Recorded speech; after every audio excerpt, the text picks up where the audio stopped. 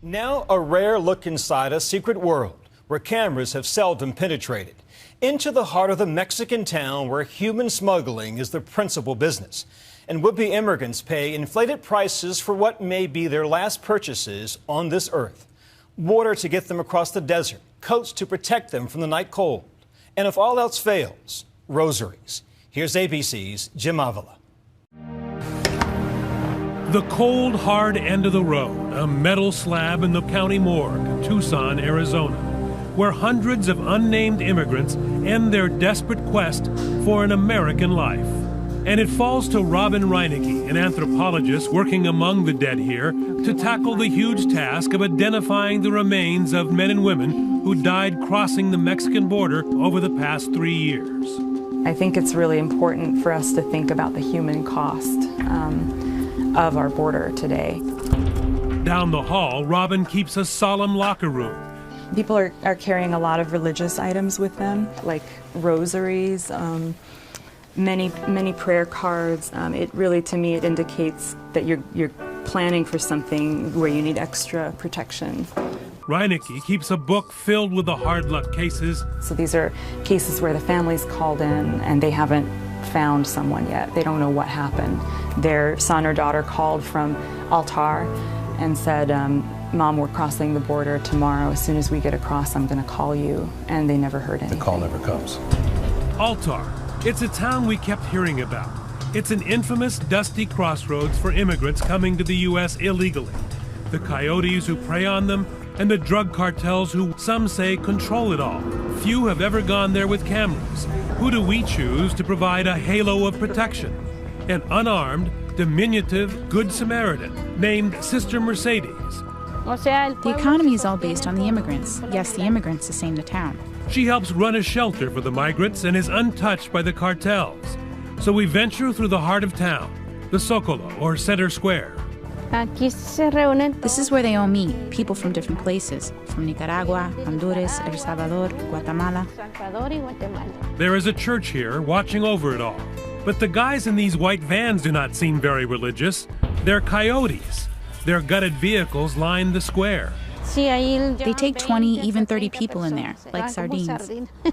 Sister Mercedes says her experience is that these guys charge each of these sardines about 3,000 pesos or $230 for the 2-hour drive to the border. ¿Es para emigrantes?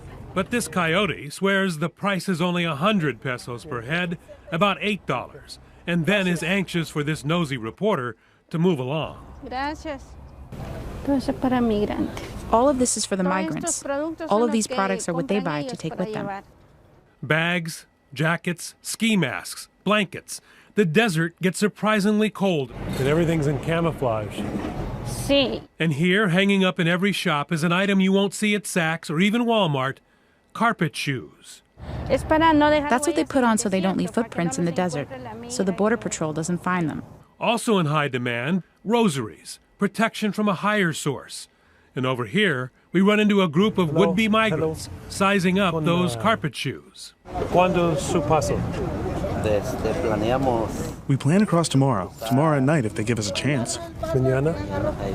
So far, Efrain says he has spent 7,000 pesos or $560 to make it this far. But that final leg looms, and that price tag to actually cross the border can be real money. $4,000.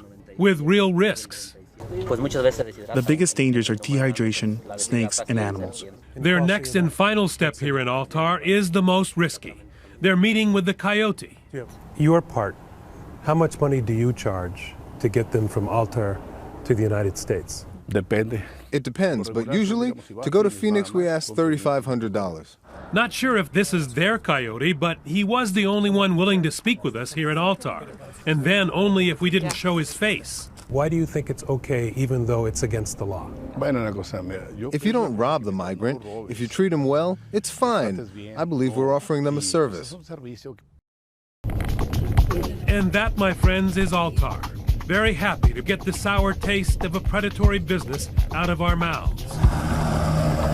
It's back to the other side of this story now. People actually trying to help out those desperate immigrants. It's a very small space, as you can see, but as I tell different people, this is where the miracles happen. Father Sean is a Jesuit, and he and his group, called the Kino Border Initiative, serve 2 meals a day with a heaping portion of dignity in Nogales, Mexico. Encontramos en las manos de Dios. So what is the mission? Address the urgent humanitarian needs that people have. Aren't you facilitating what people here frequently call illegals? Mm-hmm. Aren't you complicit? Our motivation is a faith-based one. People are in very difficult situations and make very difficult choices. I don't believe they're criminals. I mean, I think these are people either fleeing violence or looking for a better life for themselves and their families. Rufino, who has already traveled from Honduras across Mexico, now plans to cross the border into the United States the next day. Why do you want to go? I want to help my family. What kind of job do you think you will do? I am a chef. I know how to cook. So far, he's been on the road 20 days and is flat broke. His life savings of $500 extorted from him at cartel checkpoints. Who did you have to pay that to? A coyote? No. To who? Bad people. Are you afraid to cross? No. I'm with God, man. Irina Diaz is sad and lonely today. Her last 2 recent attempts to cross resulted in the capture of her husband. How strong is your dream to be in the United States? It's important to be in the United States for my children. They'll go to school and learn English.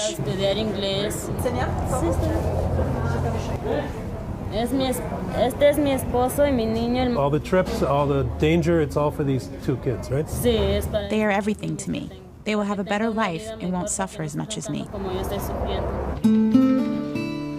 Giving up on the desperate journey that for some begins in a cynical town preying on immigrants, that delivers the vulnerable into our kitchens, our front yards.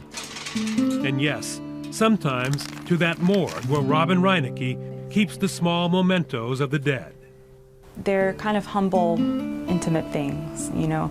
So I try to treat this with as much respect and dignity as I can. We note that among the most popular of the items carried by immigrants, St. Jude, the personal saint of lost causes. For Nightline, I'm Jim Avila along the Arizona border.